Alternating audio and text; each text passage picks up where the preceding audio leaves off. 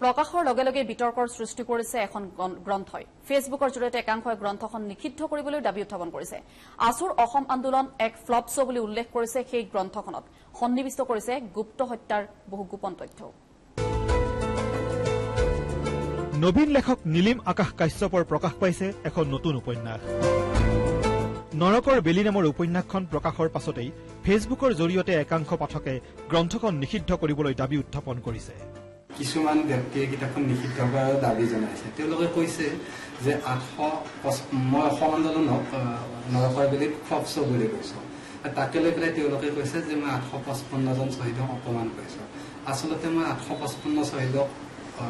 অসম আন্দোলনৰ 855জন শ্বহীদক নৰকৰ বেলিৰ জৰিয়তে অপমান কৰাৰ কোনো ধৃষ্টতা কৰা নাই বা সেই ধৃষ্টতা নাইও মোৰ চন্দ্ৰপ্ৰকাশে প্ৰকাশ কৰা উপন্যাসখনৰ জৰিয়তে বুজাবলৈ চেষ্টা কৰোৱা হৈছে যে আসুৰ অসম আন্দোলন আছিল ফ্লপ শ্ব' আলফা সমস্যাৰ কেতিয়াও সমাধান নহয় লগতে উপন্যাসখনৰ জৰিয়তে প্ৰকাশ কৰিছে গুপ্ত হত্যাৰ কেতবোৰ তথ্যও উপন্যাসখনত মই আলফাৰ বহু গোপন তথ্য সন্নিবিষ্ট কৰিছো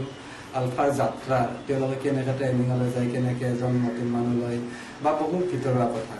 আলফা কেনেকৈ নিষিদ্ধ হ'ল কিয় নিষিদ্ধ হ'ল আলফাৰ ভাল ক'ত ভুল ক'ত এই সকলোবোৰ কথাই ধৰি তুলিছো ইভেন মই কৈছো যে এতিয়া যিটো ৱেৰে গৈ আছে সেই ৱেটোৰে গ'লে আলফা আৰু কেন্দ্ৰীয় চৰকাৰৰ মাজত চলা